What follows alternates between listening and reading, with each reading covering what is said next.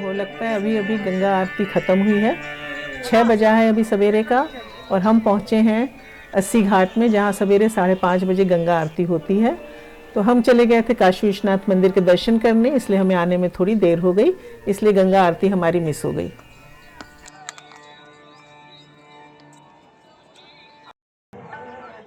Welcome to the roving spread.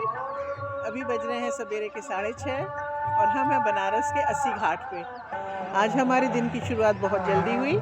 4 बजे हम काशी विश्वनाथ मंदिर पहुंच गए थे दर्शन करने के लिए, क्योंकि हमें बताया गया था कि 4 से 4:30 के बीच में अगर आप पहुंचिए तो आप वहां पे शिवलिंग को स्पर्श कर सकते हैं।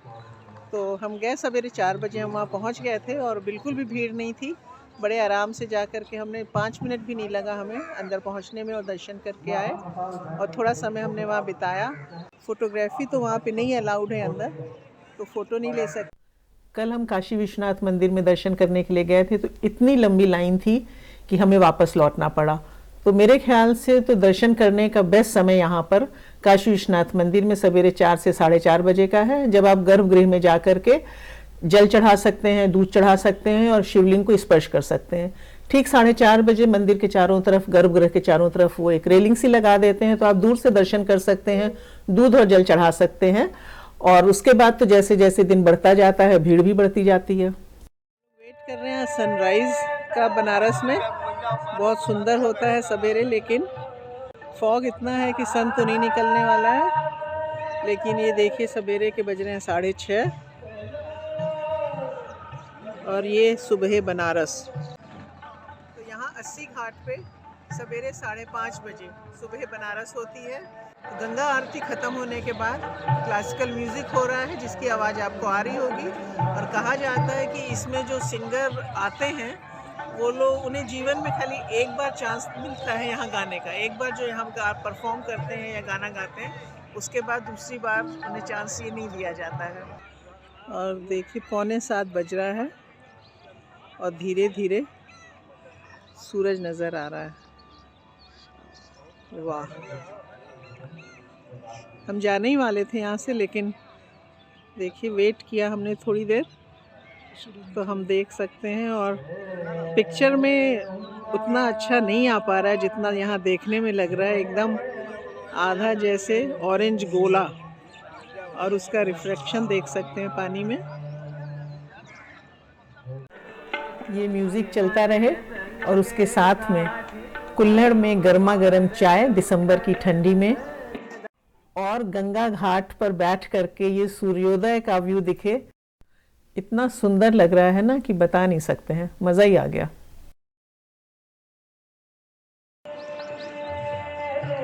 तो 7 बजे ये म्यूज़िक का प्रोग्राम ख़त्म होता है और उसके बाद फिर यहाँ पर योगा होता है। बहुत सारे लोग आते हैं योग करने के लिए, और ये जो पीछे मेरे आपको जगह दिख रही है, यहाँ पे थोड़ी देर में योग होगा। और हम लोगों ने देखा काफ़ी लोग बैठे हुए हैं जो 7 बजे यहाँ पर योग करेंगे। सत्यम शरीरम गच्छामि, ओम शांति शांति। पुनः दाहिने से ले और बाएं से निकाले, बिना रुके पूरी सांस खींचे। देखिए काफ़ी लोग यहाँ योग कर रहे हैं। हम अब घर जा रहे हैं क्योंकि आज का दिन हमारा बहुत ही बिजी है। अभी घर जाके ब्रेकफास्ट करके हम आपको दिखाने ले चलेंगे बनारस का एक पुराना और रहस्यमय मंदिर। बनारस को मंदिरों का शहर भी कहा जाता है, और यहाँ बहुत ही छोटे बड़े मंदिर, अनोखे मंदिर हैं गली मोहल्ले में, जिनके बारे में बहुत कम ही लोग जानते हैं। आइए आपको आज ऐसे एक मंदिर दिखाते हैं जो बनारस के गुरुधाम कॉलोनी में है, और एक बहुत ही खूबसूरत मंदिर है। इसको 1814 में बंगाल के राजा जय नारायण घोषाल ने बनवाया था, और ऐसी मान्यता है यहाँ पर कि ये मंदिर योग और तंत्र साधना की दृष्टि से बनवाया गया था, और इस मंदिर में कई रहस्य छिपे हैं। हम यहाँ रह रहे हैं गुरुधाम कॉलोनी में, और यहाँ लोगों ने बताया कि जहाँ हम रुके हैं घर के पीछे ही बहुत अच्छा मंदिर है। तो आए हैं, मंदिर तो सही में सुंदर है, लेकिन यहाँ मूर्ति नहीं है किसी की, और यहाँ पे काफ़ी काम चल रहा है, रिस्टोरेशन वर्क चल रहा है। ये मंदिर अब यूपी गवर्नमेंट की देखरेख में है, और वही लोग इसका रिस्टोरेशन वर्क करवा रहे हैं। ये बाहर से तो मुझे बहुत ही इम्प्रेसिव लग रहा है।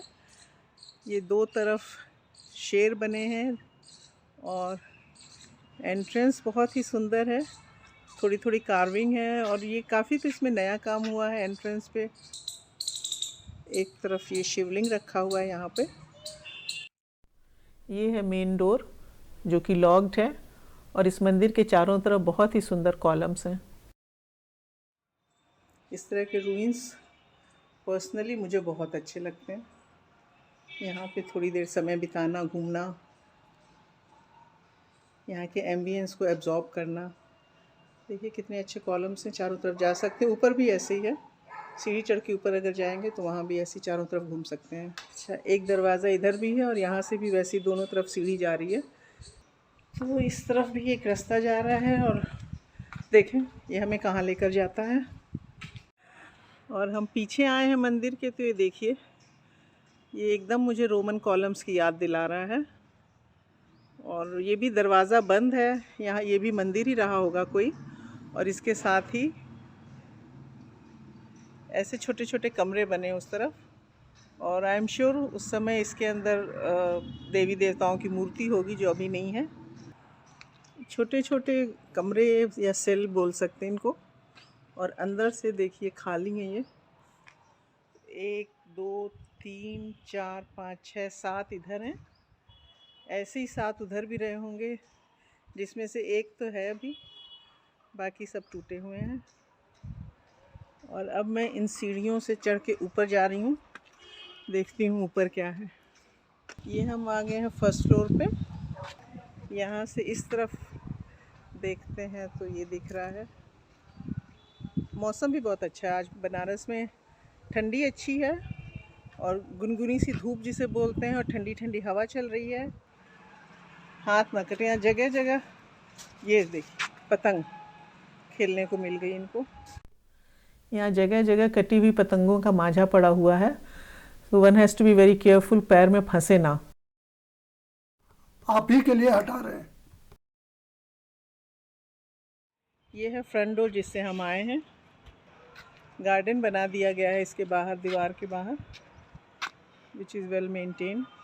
तो ये भी एक देखिए बहुत पुराना सा मकान दिख रहा है, वो भी इसी का ही एक पार्ट है। उसी में ऑफिस है यहाँ के जो आर्कियोलॉजिकल डिपार्टमेंट का होगा ना, यूपी गवर्नमेंट का यहाँ का। वो मुझे बहुत ही इम्प्रेसिव मंदिर लगा है। तो रूइंस में और काम यहाँ चल रहा है और अभी इतना कुछ काम हुआ नहीं है। अंदर किसी देवी देवता की मूर्ति भी नहीं है, इसलिए पूजा करने लोग ऐसा सच नहीं आते हैं। और देखिए अब हमने कर लिया है साइकिल रिक्शा और हम जा रहे हैं यहाँ के मशहूर दुर्गा मंदिर को देखने, जो कि हमारे घर से ज़्यादा दूर नहीं है, 10 मिनट लगेंगे। अबे यहीं तो है वो। ये लीजिए हम पहुँच गए हैं Durga Kund and the mandir is just next to it. Banaras में 3 प्रमुख मंदिर हैं, काशी विश्वनाथ मंदिर, संकट मोचन मंदिर और ये दुर्गा मंदिर। और मोस्ट ऑफ पीपल जो यहाँ आते हैं इन 3 मंदिरों के तो दर्शन करने का प्रयास करते ही हैं।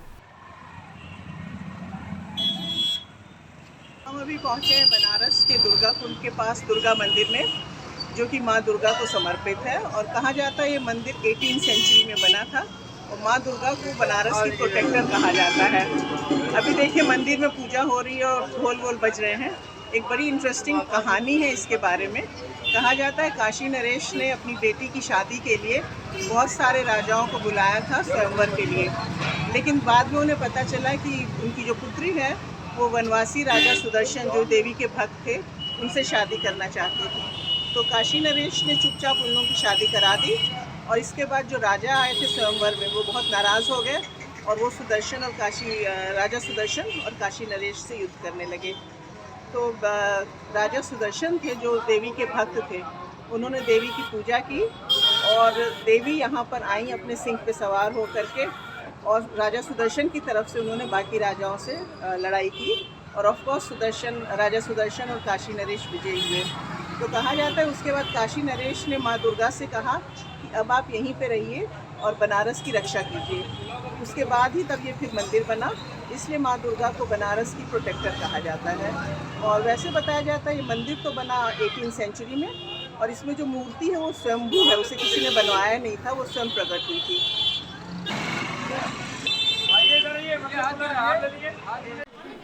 चलिए मंदिर में दर्शन करके आते हैं।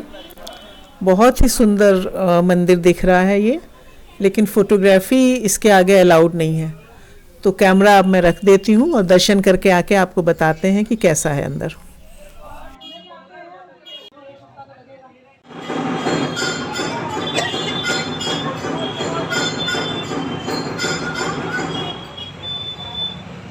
और ये भी कहा जाता है कि माँ के जैसे 9 रूप हैं, ये माता का जो चतुर्थ रूप है कुष्मांडा देवी के रूप में यहाँ पे विराजमान है।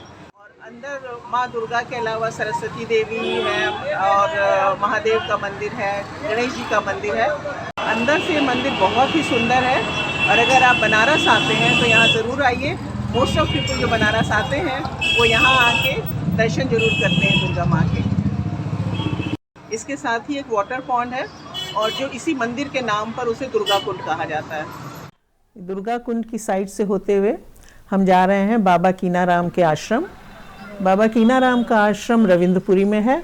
हम पहुँचे तो हमने देखा कि आश्रम तो बंद है, तो हम शाम को फिर आएंगे। बाबा कीनाराम अघोर पंथ के उच्च कोटि के सिद्ध संत थे।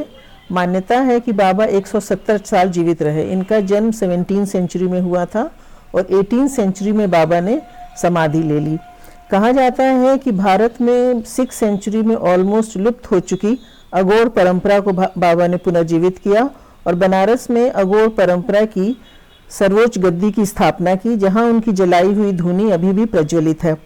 आश्रम के अंदर एक कुंड है। कहा जाता है कुंड में नहाने से कई तरह के रोग, चर्म रोग वगैरह ठीक हो जाते हैं और यहाँ पे नहाने के लिए और दर्शन करने के लिए लोगों का तांता लगा रहता है। बाबा के चमत्कार की तो अनेकों कहानियाँ हैं।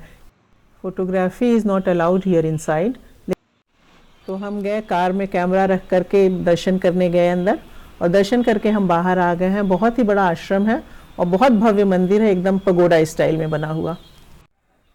शाम के 4 बज रहे हैं और हम आए हैं बनारस के रविदास घाट पे, जो 80 घाट के पास में ही है। और यहाँ बड़ी सुंदर सुंदर पेंटिंग बनाई गई हैं।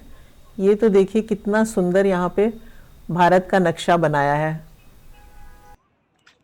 जहाँ से सारे क्रूज़ चलते हैं शाम को 4 बजे के करीब चलते हैं और फिर ये 2-3 घंटा गंगा में घुमा के और गंगा आरती करवा के वापस हमें यहीं पर ले आएंगे। ये देखिए घाट के किनारे कितने सुंदर इन्होंने दिए जैसे लगाए हुए हैं, सजाया हुआ है पूरा ऐसे ही है। आज हमारा प्रोग्राम है गंगा से सनसेट देखने का और उसके बाद शाम की गंगा आरती देखने का।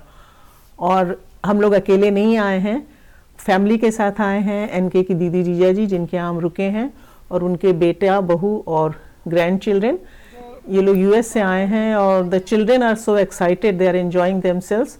जब तक हम लोग बैठ करके बोट का इंतज़ार कर रहे हैं, बच्चों ने गंगा घाट पे खूब धमा चौकड़ी की और जल्दी ही बोट आने वाली होगी। लेकिन यहाँ पर वैसे ही बैठ करके गंगा को देखना इतना अच्छा लगता है। तो शाम को बोटिंग करते करते हम लोग आ गए हैं रामनगर के किले के पास, जो गंगा के तट पर ही है। और सूरज सेट होने वाला है और डूबते हुए सूरज की रोशनी गंगा के दूसरे किनारे से जब रामनगर के किले पे पड़ रही है तो किला बहुत ही सुंदर लग रहा है इस समय। सुबह बनारस ही नहीं, शाम बनारस का भी जवाब नहीं। गंगा में सनसेट का यह व्यू तो लाजवाब है।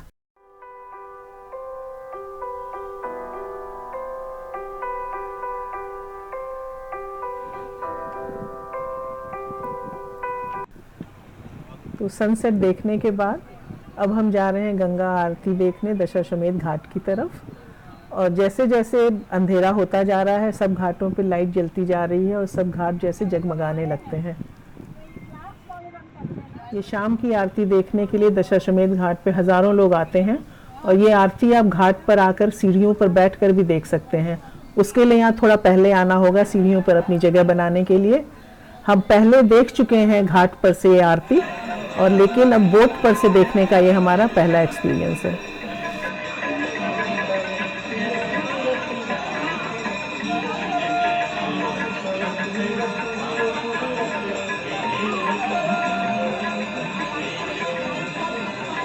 देखिए मेरे पीछे आप देख सकते हैं वाराणसी का दशाश्वमेध घाट।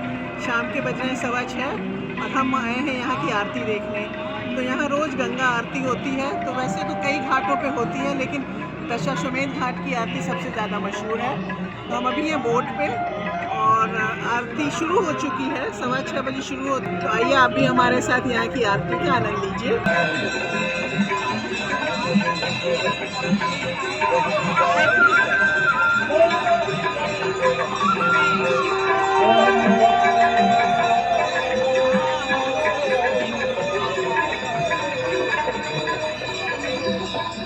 बोट से आरती देखने का अपना अलग ही मज़ा है। This is so beautiful, amazing. मैं तो इसको डिस्क्राइब ही नहीं कर सकती हूँ, इसको तो फील करने के लिए आपको खुद ही यहाँ आना पड़ेगा। इस समय मन में जो फीलिंग आती है गंगा आरती के समय, इसको शब्दों में तो बयां ही नहीं किया जा सकता।